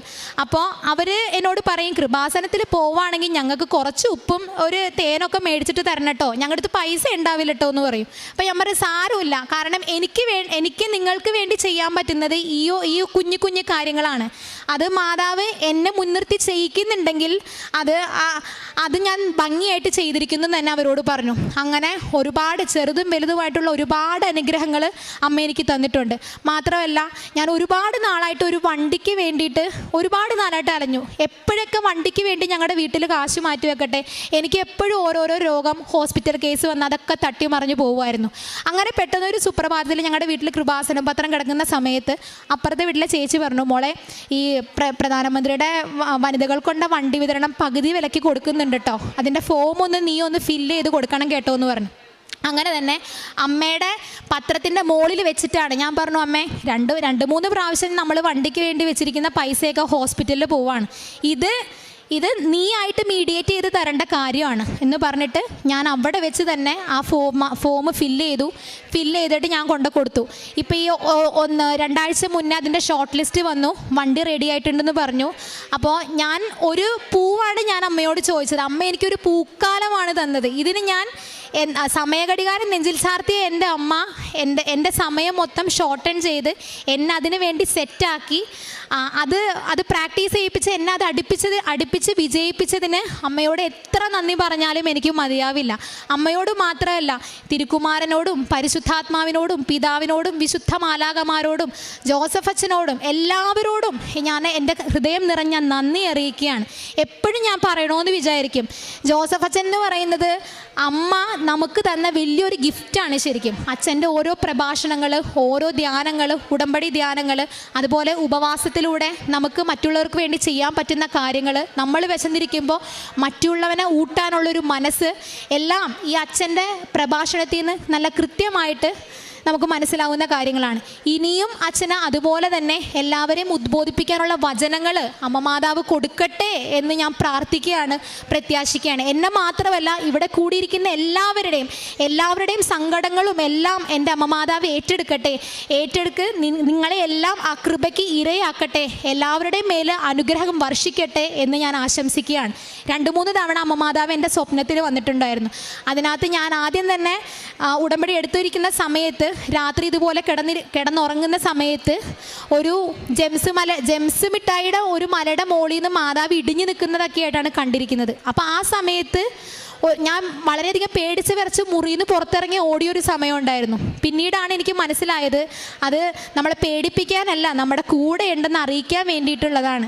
എൻ്റെ അമ്മ മാതാവ്, സഞ്ചാരി മാതാവ് എൻ്റെ സന്തത സഹചാരിയായിട്ട് എൻ്റെ ജീവിതകാലം മുഴുവനും ഇനി എൻ്റെ കൂടെ ഉണ്ടാവട്ടെ എന്നുള്ള പ്രാർത്ഥനയോടുകൂടി ഞാനിത് ചുരുക്കുകയാണ്. പിതാവിനും പുത്രനും പരിശുദ്ധാത്മാവിനും വിശുദ്ധ മാലാഖമാർക്കും എല്ലാവർക്കും കോടാനുകോടി സ്തുതി. എൻ്റെ പേര് റിയ സെബാസ്റ്റ്യൻ. ഞാൻ ഇടുക്കിയിൽ നിന്നാണ് വരുന്നത്. ഞാൻ ഓൺലൈൻ ഉടമ്പടിയാണ് എടുത്തത്. മാർച്ച് 2-ാം തീയതിയാണ് ഞാൻ ഓൺലൈൻ വഴി ഉടമ്പടി എടുത്തത്. എൻ്റെ അനിയൻ ഓൾറെഡി ഇവിടെ ഉടമ്പടി എടുത്തിട്ടുണ്ട്. അവൻ്റെ പ്രേക്ഷിത പ്രവർത്തനമായിട്ട് അവൻ അവിടുന്ന് ആൾക്കാരെ ഇങ്ങോട്ട് കൊണ്ടുവരുന്നുണ്ടായിരുന്നു. അങ്ങനെയാണ് ഞാൻ ആദ്യം കൃപാസനത്തിൽ വരുന്നത്. പക്ഷെ ഞാൻ അന്ന് വന്നെങ്കിലും ഉടമ്പടി എടുക്കാനായിട്ട് ഞാൻ ലൈനിൽ വരെ നിന്നതാണ്. പക്ഷെ ഞാൻ ഉടമ്പടി എടുക്കാതെ അന്ന് തിരിച്ചു പോയി. പക്ഷെ ഞാൻ പോയെങ്കിലും മാതാവ് എന്നെ മുറുകെ പിടിച്ചിരുന്നു. ഈശോ എപ്പോഴും എൻ്റെ കൂടെ ഉണ്ടായിരുന്നു. അങ്ങനെ ഞാൻ ബാംഗ്ലൂർ നേഴ്സായിട്ട് വർക്ക് ചെയ്യുമായിരുന്നു. അവിടെ ഞാൻ ചെയ്തുകൊണ്ടിരുന്ന സമയത്ത് OET എനിക്ക് 2024 കിട്ടിയതായിരുന്നു. അപ്പം ഞാൻ ആദ്യം ഓസ്ട്രേലിയക്കാണ് പ്രോസസ്സ് കൊടുത്തിരുന്നത്. അത് പല തടസ്സങ്ങൾ മൂലം നടക്കാതിരുന്നു. അപ്പം ഞാൻ ബാംഗ്ലൂർ വർക്ക് ചെയ്തുകൊണ്ടിരുന്നു. ഞാൻ UK പ്രോസസ്സ് ഓൾറെഡി കൊടുത്തിരുന്നു. പക്ഷേ ഞാൻ ആ പൈസ കൊടുത്തതൊക്കെ മറന്നു പോയി. അപ്പോൾ ഏജൻസിക്കാർ എന്നെ ഇങ്ങോട്ട് വിളിച്ച് പറഞ്ഞു, OET കഴിഞ്ഞ് CBT എന്ന് പറഞ്ഞൊരു എക്സാം ഉണ്ടായിരുന്നു, ആ എക്സാമിന് നീ പൈസ ഓൾറെഡി കൊടുത്തിട്ടുണ്ട്, നീ എഴുതുന്നുണ്ടോ എന്ന് ചോദിച്ചുകൊണ്ട്. അപ്പം ഞാൻ പറഞ്ഞു, അപ്പോൾ ഓസ്ട്രേലിയയുടെ എല്ലാം തടസ്സങ്ങൾ വന്നുകൊണ്ട് അന്ന് ഞാൻ UK നോക്കാമെന്ന് വിചാരിച്ചുകൊണ്ട് ഞാൻ UK പ്രോസസ്സ് കൊടുത്തു. ഞാൻ പോയി എക്സാം എഴുതി. എനിക്ക് എക്സാം ഫസ്റ്റ് അറ്റംപ്റ്റിൽ തന്നെ കിട്ടി. അത് കഴിഞ്ഞ് നെക്സ്റ്റ് പ്രോസസ്സ് എന്ന് പറയുന്നത് ഓസ്കി എന്ന് പറഞ്ഞൊരു എക്സാമാണ്. അത് നമ്മൾ UK പോയി എഴുതണമായിരുന്നു. അപ്പോൾ അതിന് നല്ല കാശ് മുടക്കൊക്കെ ഉണ്ടായിരുന്നു. എങ്കിലും ഞങ്ങൾ പോയി എഴുതാമെന്നുള്ള തീരുമാനത്തിൽ കാശ് കടമൊക്കെ വാങ്ങിച്ചിട്ട് ഞങ്ങൾ UK ഞാൻ പോയി. അവിടെ പോയി എക്സാം എഴുതിയിട്ടും എനിക്ക് ഫസ്റ്റ് അറ്റംപ്റ്റിൽ തന്നെ എക്സാം എനിക്ക് കിട്ടി. അത് കഴിഞ്ഞിട്ട് ഇപ്പം UK അയർലൻഡിലൊക്കെ ജോലി കിട്ടാൻ ഭയങ്കര പാടാണ്. അപ്പം ഞാൻ അവിടുത്തെ RN-ആയി എനിക്ക് രജിസ്ട്രേഷനും കിട്ടി. പക്ഷേ ആപ്ലിക്കേഷൻ എത്ര കൊടുത്തിട്ടും എന്നെ ഒരു ഇൻ്റർവ്യൂവിന് പോലും എവിടെ നിന്ന് വിളിക്കുന്നുണ്ടായിരുന്നില്ല. അപ്പോൾ എനിക്ക് ഭയങ്കര നിരാശയായി പോയി. എങ്കിലും ഞാൻ എപ്പോഴും പ്രാർത്ഥിച്ചുകൊണ്ടിരുന്നു. അവിടെ നമുക്കങ്ങനെ കുർബാനയൊന്നും കൂടാൻ പറ്റത്തില്ലായിരുന്നു. എങ്കിലും ഞാൻ എൻ്റെ ആത്മീയ ജീവിതം മുറുകെ പിടിച്ചിരുന്നു. എന്നും കുർബാന കൂടുകയും ഉടമ്പടി എടുത്തിട്ടില്ലെങ്കിലും ഇവിടുത്തെ അച്ഛൻ്റെ ധ്യാനം കൂടുകയും ഡെയിലി ബ്രെഡ് കൂടുകയും പ്രത്യക്ഷ പ്രാർത്ഥനയൊക്കെ ചെയ്യുകയും ചെയ്യുമായിരുന്നു. അങ്ങനെ ഞാൻ കുറേ ആപ്ലിക്കേഷൻ കൊടുത്തിട്ട് എനിക്ക് എവിടെ നിന്നും കോളുകളൊന്നും വന്നില്ല. അപ്പോൾ ഞാൻ ആ സമയത്ത് നിന്നിരുന്നത് ലണ്ടനിലായിരുന്നു. അത് കഴിഞ്ഞ് ഞാൻ വേറെ എൻ്റെ ഒരു കസിൻ്റെ അടുത്തേക്ക് പോയി. അവിടെ ചെന്ന് ഞങ്ങളിങ്ങനെ കെയർ ഹോമുകളിൽ കൂടെ കയറി ചോദിക്കുകയുണ്ടായി. അങ്ങനെ ഒരു കെയർ ഹോമിൽ ചെന്ന് കഴിഞ്ഞപ്പോഴേക്കും അവരെന്നോട് പറഞ്ഞു, അവർ ഡയറക്റ്റ് എന്നെ വിളിച്ച് കാര്യങ്ങളൊക്കെ HR-ൽ നിന്ന് ചോദിച്ചിട്ട് അവർ ഇൻ്റർവ്യൂവിന് വേണ്ടിയിട്ട് എന്നെ കൊണ്ടുപോയി. അവിടെ ചെന്ന് കഴിഞ്ഞപ്പോൾ എന്നോട് ഇൻ്റർവ്യൂവിന് കൂടുതലായിട്ടൊന്നും ചോദിച്ചില്ല. അപ്പോൾ അവർ പറഞ്ഞു, നിന്നെ സെലക്ട് ചെയ്തു, നിനക്ക് ഡ്യൂട്ടിക്ക് അടുത്ത ദിവസം തൊട്ട് വരാമെന്നൊക്കെ പറഞ്ഞു.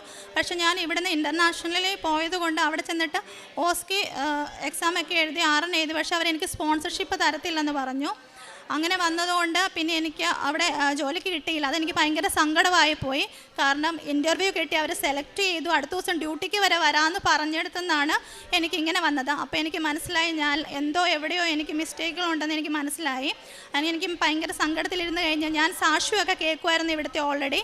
അപ്പം ഞാനിങ്ങനെ കേട്ടോണ്ടിരുന്നപ്പോൾ ഒത്തിരി പേര് ഓൺലൈൻ ഉടമ്പടി എടുക്കുന്നതായിട്ട് ഞാൻ കണ്ടു. അപ്പം ഞാൻ വിചാരിച്ചത് ജോലിയൊക്കെ കിട്ടുവാണെങ്കിൽ ഇവിടെ വന്ന് ഡയറക്റ്റ് ഉടമ്പടി എടുക്കാമെന്നുള്ള രീതിയിലായിരുന്നു ഞാനിരുന്നത്. പക്ഷേ മാതാവ് എപ്പോഴും എൻ്റെ കൂടെ ഉണ്ടായിരുന്നു, ഈശോയും ഉണ്ടായിരുന്നു. അങ്ങനെ ഞാൻ ഈ ഓൺലൈനായിട്ട് ഉടമ്പടിയൊക്കെ എടുത്ത് സാക്ഷ്യം കണ്ടിട്ടുണ്ടായിരുന്നു. അപ്പം ഞാൻ വിചാരിച്ചു വന്നാൽ ഞാൻ ഓൺലൈൻ ഉടമ്പടി എടുക്കാമെന്ന്. അങ്ങനെ മാർച്ച് 2-ാം തീയതി ഞാൻ ഉടമ്പടി എടുക്കാനായിട്ട് 2:30 മാതാവ് പ്രത്യക്ഷപ്പെട്ട സമയത്തിന് വേണ്ടി വെയിറ്റ് ചെയ്തിരുന്നു. അങ്ങനെ 2:30 ഞാൻ ഓൺലൈൻ ഉടമ്പടി തുറന്ന് എല്ലാം വായിച്ച് എൻ്റെ നിയോഗങ്ങൾ എഴുതിക്കൊണ്ടിരുന്ന് കഴിഞ്ഞപ്പോൾ തന്നെ എനിക്കൊരു ജോബിന് വേണ്ടി കോള് വന്നു. ഞാൻ ഒത്തിരി ആപ്ലിക്കേഷൻസ് കൊടുത്തിട്ടുണ്ടായിരുന്നു, അതുകൊണ്ട് എനിക്ക് മനസ്സിലായില്ല എവിടുന്ന കോള് വന്നതെന്ന് പോലും. എന്നിട്ട് ഞാൻ ഫുള്ള് സെർച്ച് ചെയ്തുകൊണ്ടിരുന്നു. അവർ ജസ്റ്റ് എൻ്റെ റീസെൻ്റ് എക്സ്പീരിയൻസ് മാത്രം ചോദിച്ചിട്ട് ഫോൺ കട്ട് ചെയ്തു. അപ്പോൾ പിന്നെ ഞാനിങ്ങനെ ഒത്തിരി സെർച്ച് ചെയ്തിട്ട് പിന്നെ എനിക്ക് മനസ്സിലായി അവരെവിടുന്ന കോള് വന്നേന്നുള്ളത് മനസ്സിലായി. അപ്പോൾ എനിക്ക് അന്ന് ഉടമ്പടി എടുക്കാൻ സാധിച്ചില്ല. പിന്നെ ഞാൻ മാർച്ച് 5-ാം തീയതി പിന്നെ ഞാൻ ഉടമ്പടി എടുത്തു. മാതാവിൻ്റെ പ്രത്യക്ഷ സാക്ഷിയായിട്ട് എന്നെ അന്ന് ശരിക്കും പറഞ്ഞാൽ ഉയർത്തി. അതിന് മാതാവിനോട് ഈശോയോട് ഒരുപാട് നന്ദി പറയുകയാണ്. അവർ മാർച്ച് 5-ാം തീയതി ഞാൻ ഉടമ്പടി എടുത്തു ഓൺലൈനായിട്ട്. 10-ാം തീയതി അവരെന്നെ വിളിച്ചിട്ട് പറഞ്ഞു നിങ്ങൾക്ക് ഇൻ്റർവ്യൂവിന് വരാം. പക്ഷേ അവർക്ക് വേണ്ടിയിരുന്ന എക്സ്പീരിയൻസ് എന്ന് പറഞ്ഞത് ക്യാൻസർ പേഷ്യൻസിനെ നോക്കുന്നതായിരുന്നു. എനിക്ക് 2019 തൊട്ട് 2021 വരെയാണ് ക്യാൻസർ പേഷ്യൻസിനെ നോക്കിയിട്ടുള്ള എക്സ്പീരിയൻസ് ഉള്ളത്. അത് കഴിഞ്ഞ് ബാക്കിയെല്ലാം കുഞ്ഞുപിള്ളേരെ നോക്കുന്ന ICUവിൽ എക്സ്പീരിയൻസ് ആയിരുന്നു. എന്നിട്ട് പോലും അവരെന്നെ ഇൻ്റർവ്യൂവിന് വരാൻ പറഞ്ഞ് വിളിച്ചു. അപ്പോൾ 2 ദിവസം കൊണ്ട് തന്നെ ഞങ്ങൾ ഇൻ്റർവ്യൂവിന് പോയി. അപ്പോൾ എൻ്റെ ഒരു കസിൻ ചേട്ടായാണ് എന്നെ അവിടെ നിന്ന് ലണ്ടനിലേക്ക് ഇൻ്റർവ്യൂവിന് കൊണ്ടുവരുന്നത്. അവിടെ നിന്ന് വരാൻ 5 മണിക്കൂർ ദൂരമൊക്കെ ഉണ്ടായിരുന്നു. എങ്കിലും ഞങ്ങൾ വന്ന് ഇൻ്റർവ്യൂ ഒക്കെ അറ്റൻഡ് ചെയ്തു. അവിടെ ചെന്ന് കഴിഞ്ഞപ്പോഴും ഞാൻ ഓൺലൈനായിട്ട് എടുത്തുകൊണ്ട് അന്ന് അതിന് മുമ്പ് ഇവിടെ വന്നു കഴിഞ്ഞപ്പോൾ ഉണ്ടായിരുന്ന കാശുരൂപവും പിന്നെ കൃപാസനം എഴുതി ഇവിടുന്ന് എഴുതിയ പെന്നും കാര്യങ്ങളൊക്കെ, പിന്നെ ഒരു കീച്ചെയിന് കൃപാസന മാതാവിൻ്റെ രൂപത ഉണ്ടായിരുന്ന കീച്ചെയിനൊക്കെ ആയിരുന്നു എൻ്റെ കയ്യിൽ ഉണ്ടായിരുന്നത്. ഇതെല്ലാം ആയിട്ടാണ് ഞാൻ ഇൻ്റർവ്യൂവിന് കയറിയത്. അവിടെ അവരെ ചോദിച്ച എല്ലാ ക്വസ്റ്റ്യൻസിനും എനിക്ക് നന്നായിട്ട് ഉത്തരം പറയാൻ പറ്റി. അവർ 10-ാം തീയതി വിളിച്ചു. 12-ാം തീയതി ഞാൻ ഇൻ്റർവ്യൂവിന് പോയി. ആകെ ഒരു ദിവസമാണ് എനിക്ക് ഇൻ്റർവ്യൂവിന് വേണ്ടിയിട്ട് പ്രിപ്പയർ ചെയ്യാൻ കിട്ടിയത്. ആ ഒരു ദിവസം കൊണ്ട് അത്യാവശ്യം അറിയാവുന്ന വീഡിയോസൊക്കെ കണ്ടിട്ടാണ് ഞാൻ ഇൻ്റർവ്യൂവിന് പോയത്. അവിടെ ചെന്ന് കഴിഞ്ഞപ്പോഴേക്കും ഞാൻ ഓൾറെഡി കടങ്ങളൊക്കെ വാങ്ങിച്ചിട്ടാണ് അവിടെ പോയത്. അപ്പോൾ ഇങ്ങനെ ഏജൻസികളൊക്കെ ഉണ്ട് നമ്മളെ ഇൻ്റർവ്യൂവിന് പ്രിപ്പയർ ചെയ്യാനും ബാക്കി നമ്മളെ ഫോളോ അപ്പ് ഒക്കെ ചെയ്യാൻ വേണ്ടിയിട്ട്. അപ്പം ഞാൻ കർത്താവിനോട് മുട്ടിപ്പാട്ട് പ്രാർത്ഥിച്ചു, കർത്താവ് ഇനിയും മുടക്കാൻ എൻ്റെ കയ്യിൽ പൈസയില്ല, അപ്പം നീയായിട്ട് എനിക്ക് എവിടെയെങ്കിലും ഒരു ജോലി തരണേന്ന്. അതിൻ്റെ ഫലമായിട്ട് ഞങ്ങൾ അന്ന് പോയി. അവരെന്നെ സെലക്ട് ചെയ്തു അന്ന് ഇൻ്റർവ്യൂവിന് വേണ്ടിയിട്ട്. ഇൻ്റർവ്യൂ കഴിഞ്ഞ് എനിക്ക് എന്നെ പാസ്സായെന്ന് അവർ എന്നോട് പറഞ്ഞു. അപ്പം ഞാൻ ചോദിച്ചു ഇൻ്റർവ്യൂ ഒക്കെ എങ്ങനെ ഉണ്ടായിരുന്നു. അപ്പോൾ പറഞ്ഞു നീ നന്നായിട്ട് ഇംഗ്ലീഷും കാര്യങ്ങളൊക്കെ പറയുന്നുണ്ടെന്ന് പറഞ്ഞു. എനിക്കറിയാം എൻ്റെ ഇംഗ്ലീഷ് എങ്ങനെയുള്ളതാണെന്നൊക്കെ. പക്ഷേ അവിടെ മാതാവ് വന്നാണ് എനിക്ക് വേണ്ടിയിട്ട് എല്ലാം സംസാരിച്ചതെന്ന് ഞാൻ ഉറച്ച് വിശ്വസിക്കുന്നു. ഈശോനെ മാതാവിനെ മുറുക്കി പിടിച്ച് ഞാൻ അന്നോട്ട് നന്നായിട്ട് നടക്കാൻ തുടങ്ങി. അത് കഴിഞ്ഞിട്ടാണെങ്കിൽ പിന്നെ എൻ്റെ പ്രോസസ്സുകളെല്ലാം നല്ല രീതിയിൽ പെട്ടെന്ന് നടക്കാൻ തുടങ്ങി. പിന്നെ എനിക്ക് ആഗ്രഹം ഉണ്ടായിരുന്നു നാട്ടിൽ വന്നിട്ട് വിശുദ്ധവാരം, പെസഹ, ഈസ്റ്ററൊക്കെ കൂടണമെന്ന്. അങ്ങനെ ഞാൻ എൻ്റെ അവിടുത്തെ പ്രോസസ്സുകളും കാര്യങ്ങളെല്ലാം കഴിഞ്ഞ് മാർച്ച് 31-ാം തീയതി തന്നെ എനിക്ക് നാട്ടിൽ വരാൻ പറ്റി. ബാക്കി വിശുദ്ധവാരത്തിലെ എല്ലാ കാര്യങ്ങളും എനിക്ക് ഇവിടെ കൂടാൻ പറ്റി. അത് കഴിഞ്ഞ് എനിക്ക് PCC എടുത്ത് പിന്നെ വിസയ്ക്ക് വേണ്ടിയിട്ട് ഞാൻ അപ്ലൈ ചെയ്തു. വിസയ്ക്ക് വേണ്ടി അപ്ലൈ ചെയ്തിട്ട് എനിക്ക് വിസ വരാനായിട്ട് കുറച്ച് ലേറ്റ് ആകുമായിരുന്നു. അങ്ങനെ ലേറ്റായി കഴിഞ്ഞപ്പോഴേക്ക് എനിക്ക് സങ്കടമായി. പിന്നെ ഞാൻ എന്നും മാതാവിനോട് പോയി പ്രാർത്ഥിക്കുമായിരുന്നു പള്ളിയിൽ പോയിട്ട്. അപ്പം അമലോത്ഭവ മാതാവിൻ്റെ കയ്യിൽ പിടിച്ച് ഞാൻ എന്നും പ്രാർത്ഥിച്ചു കൊണ്ടിരുന്നു. അങ്ങനെ മെയ് 13-ാം തീയതി ഫാത്തിമ മാതാവിൻ്റെ തിരുനാളിൻ്റെ അന്ന് തന്നെ എനിക്ക് വിസ വന്നു. വിസ വന്നിട്ട് ഞാൻ മെയ് 22-ാം തീയതിയിലേക്ക് ടിക്കറ്റ് എടുത്തേക്കാണ് ഇപ്പോൾ UK പോകാനായിട്ട്. എനിക്കവിടെ ഒരു ജോലി ഇപ്പോൾ നല്ല രീതിയിൽ കിട്ടിയിട്ടുണ്ട്. എനിക്ക് അത് കഴിഞ്ഞ് ഒരു കാശ് മുടക്കിൻ്റെ ആവശ്യം വന്നില്ല. എല്ലാം അവരാണ് എടുത്തത്. ടിക്കറ്റ് ഞാൻ എടുത്തെങ്കിലും അത് അവിടെ ചെന്ന് കഴിയുമ്പോൾ അതിൻ്റെയും പൈസ അവർ തരാമെന്ന് പറഞ്ഞിട്ടുണ്ട്. വിസയ്ക്ക് വേണ്ടി കൊടുത്തതും എന്നെ അവിടെ കൊണ്ടുപോകുന്നതും എനിക്ക് അതുമാത്രമല്ല 3 മാസത്തെ അക്കോമഡേഷൻ അവർ ഫ്രീ ആയിട്ട് തരാമെന്ന് പറഞ്ഞിട്ടുണ്ട്. എല്ലാ കാര്യങ്ങളും മാതാവ് ഈശോയും വഴി എനിക്ക് നടന്നു. കാരുണ്യ പ്രവൃത്തിയായിട്ട് ഞാൻ ഓൺലൈനായിട്ട് ഉടമ്പടി എടുത്തുകൊണ്ട് എൻ്റെ കയ്യിൽ ഇത് വസ്തുക്കളൊന്നും ഇല്ലായിരുന്നെങ്കിലും കാരുണ്യ പ്രവൃത്തികളായിട്ട് ചെയ്തുകൊണ്ടിരുന്ന മധ്യസ്ഥ പ്രാർത്ഥന ചെയ്തിരുന്നു. ഞാൻ ഓരോ രഹസ്യം ചെല്ലുമ്പോഴേ ഓരോ നിയോഗം വെക്കുമ്പോഴേ എൻ്റെ നിയോഗത്തിൻ്റെ കൂടെ ബാക്കി മധ്യസ്ഥ പ്രാർത്ഥനകൾ ഞാൻ എപ്പോഴും ചെയ്തുകൊണ്ടിരുന്നു. അതുകൂടാതെ ഞങ്ങൾക്ക് കടമുണ്ടെങ്കിലും കിട്ടുന്ന പൈസയിൽ നിന്ന് ഞാൻ സഹായിക്കുന്നുണ്ടായിരുന്നു. ഞാൻ ഉടമ്പടി എടുത്തിട്ടില്ലായിരുന്നെങ്കിൽ പോലും ആ സമയത്തൊക്കെ ഞാൻ എല്ലാവരെയും സഹായിച്ചു. ഉടമ്പടി എടുത്തപ്പോൾ മുതൽ കൂടുതലായിട്ട് ഞാൻ എല്ലാവരെയും സഹായിക്കാനായിട്ട് തുടങ്ങി. നാട്ടിൽ വന്നപ്പോൾ പോലും പല അനാഥ മന്ദിരങ്ങളിലൊക്കെ ഞങ്ങൾ പോയി അവരോട് സംസാരിക്കുക, അവർക്ക് പൈസയൊക്കെ കൊടുക്കുകയും ചെയ്തു. പിന്നെ ഇപ്പോൾ സ്കൂൾ തുറക്കുന്നത് കൊണ്ട് പഠിപ്പിക്കാൻ ബുദ്ധിമുട്ടുള്ളവരെയൊക്കെ ഞങ്ങൾ പൈസയൊക്കെ കൊടുത്ത് സഹായിക്കുന്നുണ്ട്. അപ്പോൾ എല്ലാ അനുഗ്രഹങ്ങളും തന്ന ഈശോയ്ക്ക് മാതാവിന് ഒരുപാട് നന്ദി. സെഫാനിയ പ്രവാചകൻ്റെ പുസ്തകത്തിൽ നിന്ന് 3-ാം അധ്യായം 18-ാം തിരുവചനം.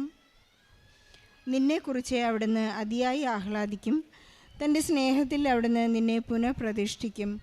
ഉത്സവത്തിലെന്ന പോലെ അവിടുന്ന് നിന്നെക്കുറിച്ച് ആനന്ദഗീതമുതിർക്കും. ഞാൻ നിന്നിൽ നിന്ന് വിപത്തുകളെ ദൂരീകരിക്കും, നിനക്ക് നിന്ദനമേൽക്കേണ്ടി വരികയില്ല. റിയ സെബാസ്റ്റ്യൻ എന്ന ഈ മകൾ ഓൺലൈൻ ഉടമ്പടി ചെയ്ത് ഈശോ നൽകിയ അനുഗ്രഹങ്ങൾക്ക് നന്ദി പറയുകയാണ്. പരിശുദ്ധ അമ്മയുടെ മധ്യസ്ഥതയിൽ തൻ്റെ OET എക്സാം എഴുതുവാനും OSCE എക്സാം എഴുതാനുമെല്ലാം പരിശുദ്ധ അമ്മയുടെ വലിയ സാമീപ്യവും പരിശുദ്ധ അമ്മയുടെ മധ്യസ്ഥതയും ഈ മകൾക്ക് അനുഭവിക്കാൻ സാധിച്ചതിൻ്റെ നന്ദി പ്രകാശനമാണ് ഈ മകളുടെ പ്രത്യക്ഷീകരണ സാക്ഷ്യമായി ഏറ്റുപറയുന്നത്. ഒരു UK വിസ, വർക്കിംഗ് വിസ അവിടെ പെർമനൻ്റായി ലഭിക്കുന്നതിന് ഈ മകൾ പ്രാർത്ഥിച്ചുകൊണ്ടിരുന്നപ്പോൾ തന്നെ not by merit but by grace എന്ന അടിസ്ഥാനത്തിൽ സമയച്ചുരുക്കത്തിൻ്റെ അമ്മയാണ്. താൻ ഉടമ്പടിയെടുത്ത് 5 ദിവസം കഴിഞ്ഞപ്പോൾ തന്നെ ഇൻ്റർവ്യൂ കോൾ വരികയും വളരെ ലളിതമായ രീതിയിൽ അവരുടെ ചോദ്യങ്ങൾക്ക് ഉത്തരം നൽകുവാനും വളരെ സ്പോണ്ടേനിയസായി അവരുടെ ഇംഗ്ലീഷ് ഭാഷയിൽ തന്നെ റെസ്പോണ്ട് ചെയ്യുവാനും അവർക്ക് വളരെ താല്പര്യം ജനിക്കുന്ന രീതിയിൽ അവർക്ക് ഉത്തരം നൽകുവാനും സാധിച്ചു എന്നുള്ള റെസ്പോൺസ് കൂടി ഇൻ്റർവ്യൂവർ ഈ മകൾക്ക് നൽകിയതായി ഇവിടെ ഏറ്റുപറയുകയാണ്. എല്ലാ സംഭവങ്ങൾ നടക്കുമ്പോഴും പരിശുദ്ധ അമ്മയുടെ ഒരു കൈവെപ്പുണ്ടെന്ന് ഈ മകൾ ഏറ്റുപറയുകയാണ്. കാരണം എപ്പോഴെല്ലാം ഞാൻ ഈശോയെ കാണണം, എനിക്ക് ദിവ്യബലിയിൽ പങ്കുകൊള്ളാൻ സാധിക്കാതിരുന്നപ്പോഴെല്ലാം ആ ഈശോയോടുള്ള ആ സ്നേഹവും ദാഹവും ഈ മകൾ പ്രകടിപ്പിച്ചതിൻ്റെ ഫലമായി പരിശുദ്ധ അമ്മ എപ്പോഴും മധ്യസ്ഥം നൽകി അനുഗ്രഹിക്കുകയും തൻ്റെ ജീവിതത്തിലെ എല്ലാം ശരിയായി എല്ലാം ഓക്കെയായി എന്ന് വരുമ്പോൾ വിശ്വസ്തതയെ മാറ്റുരച്ചു നോക്കുന്ന ചെറിയ ചെറിയ ബ്ലോക്കുകൾ, പ്രതിസന്ധികൾ വരുമ്പോഴും അതിലൊന്നും തളരാതെ മുന്നോട്ട് പോകുവാൻ, പിന്നെ അത് കുടുംബത്തിൽ തന്നെ അവർക്ക് അങ്ങനെ ഒരു പാരമ്പര്യമുണ്ട്. സഹോദരൻ ഇവിടെ വന്ന് ഉടമ്പടി ചെയ്ത് ഒരുപാട് മക്കളെ ഇവിടെ ഉടമ്പടി ചെയ്യുവാനായി വാഹനത്തിൽ കൊണ്ടുവരുന്ന ഒരു പതിവ് വീട്ടിലുള്ളതുകൊണ്ട് ഉടമ്പടി ചെയ്യുമ്പോൾ അത് വളരെ കൃത്യമായി ഭംഗിയായി വിശ്വസ്തയോടുകൂടി ചെയ്യണമെന്നുള്ളൊരു പേടി കൊണ്ട് ഈ മകൾ ഉടമ്പടി ചെയ്യാൻ മടിച്ചു നിൽക്കുകയായിരുന്നു. ഓൺലൈൻ ഉടമ്പടി ചെയ്തപ്പോഴാണ് മനസ്സിലായത് തനിക്കിവിടെ വരാനുള്ള വിളി പരിശുദ്ധ അമ്മ നൽകിയിട്ടുണ്ട്. ഈശോ എനിക്കതിനെ എല്ലാ യോഗ്യതകളും നൽകും. തൻ്റെ അയോഗ്യതകളിൽ അയോഗ്യതകളെല്ലാം കൃപയാക്കി മാറ്റി ഇൻ്റർവ്യൂ എല്ലാം കൃത്യമായി ചെയ്ത് പരിശുദ്ധ അമ്മ തന്നെ അതിനുവേണ്ടി സംസാരിച്ച് ഈ മകൾക്ക് UK വിസ മെയ് 13 നമ്മുടെ പരിശുദ്ധ അമ്മയുടെ ആ ഫീസ്റ്റ് ദിനത്തിൽ തന്നെ ലഭിക്കുകയുണ്ടായി. ഈ മകൾ പറയുന്നത്, എനിക്ക് ഇന്ന് അവിടെ 3 മാസത്തെ അക്കോമഡേഷൻ, സ്പോൺസർഷിപ്പ് എല്ലാം വളരെ പെട്ടെന്ന് വളരെ ഫ്രീ 3 മാസത്തേക്ക് ഫ്രീ ആയിട്ടാണ് ഈ മകൾക്ക് ലഭിച്ചിരിക്കുന്നത്. നാം ചിന്തിക്കുന്നതിലപ്പുറം പരിശുദ്ധ അമ്മ നമ്മെ ഈശോയുടെ അടുത്തേക്ക് കൊണ്ടുപോയി സ്നേഹിച്ച് കരുതലോടെ ആലിംഗനം ചെയ്യുന്ന ഒരു നല്ല സാക്ഷ്യമാണിത്. മകൾ പറയുന്നു, എനിക്ക് കാരുണ്യപ്രവൃത്തികൾ ചെയ്യാൻ അവിടെ സാധ്യതകൾ കുറവായിരുന്നു. ഞാൻ എന്നെപ്പോലെ സങ്കടപ്പെടുന്നവർക്ക് എന്നോട് ആരെല്ലാം സഹായം അപേക്ഷിച്ചിട്ടുണ്ടോ അവർക്കെല്ലാം വേണ്ടി ഞാൻ മധ്യസ്ഥ പ്രാർത്ഥന ചെയ്ത് പ്രാർത്ഥിക്കുമായിരുന്നു. അതാണൊരു വലിയ കാരുണ്യപ്രവൃത്തിയായി ഈ മകൾ അത് വളരെ ആത്മാർത്ഥതയോടുകൂടി ചെയ്തപ്പോൾ മറ്റുള്ളവർക്ക് വേണ്ടി നിൻ്റെ അയൽക്കാരനെ പോലെ നീ മറ്റുള്ളവരെ സ്നേഹിക്കേണ്ടത് എങ്ങനെയാണെന്ന് ഈശോ പറയുന്നത്, നിൻ്റെ അയൽക്കാരനെ നിന്നെപ്പോലെ സ്നേഹിക്കുക എന്നാണ്. അതുപോലെ സ്നേഹിക്കുവാനുള്ള ഒരു വലിയ കൃപയും മനസ്സിലാക്കാനുള്ള കൃപ, സങ്കടപ്പെടുന്നവർക്ക് എപ്പോഴും ആശ്വസിപ്പിക്കുവാനും സഹായിക്കുവാനുള്ള കൃപയെല്ലാം ഈ മകൾക്ക് ലഭിച്ചിരിക്കുന്നു. ഇപ്പോൾ ഇവിടെ തീർത്ഥാടക ഉടമ്പടി എടുത്തപ്പോഴാണ് മനസ്സിലായത് നേർച്ച വസ്തുക്കളിലൂടെ ഒരുപാട് അനുഗ്രഹങ്ങളും സൗഖ്യവും മറ്റുള്ളവർക്ക് വേണ്ടി പ്രാർത്ഥിക്കാനുള്ള കൃപ ലഭിക്കുമെന്ന്. അങ്ങനെ സെബാസ്റ്റ്യൻ ഒരു വലിയ പ്രതീക്ഷയുടെ, ഒരു വലിയ പ്രത്യാശയുടെ സാക്ഷ്യം നമ്മുടെ മുൻപിൽ പങ്കുവച്ചിരിക്കുകയാണ്. ഈശോയ്ക്ക് അമ്മയ്ക്കും നന്ദി പറഞ്ഞുകൊണ്ട് ജോലി തടസ്സമുള്ളവരെ, വിദേശത്ത് പോകാൻ പ്രോസസ്സിംഗ് തടസ്സപ്പെട്ടിരിക്കുന്നവരുടെ എല്ലാം നിയോഗങ്ങളെ സാക്ഷ്യത്തോട് ചേർത്ത് വെച്ച് ഈശോയ്ക്കും പരിശുദ്ധ അമ്മയ്ക്കും നല്ലൊരു കയ്യടി നൽകി സാക്ഷ്യം നമുക്ക് സമർപ്പിക്കാം. അത്യപൂർവ ദൈവം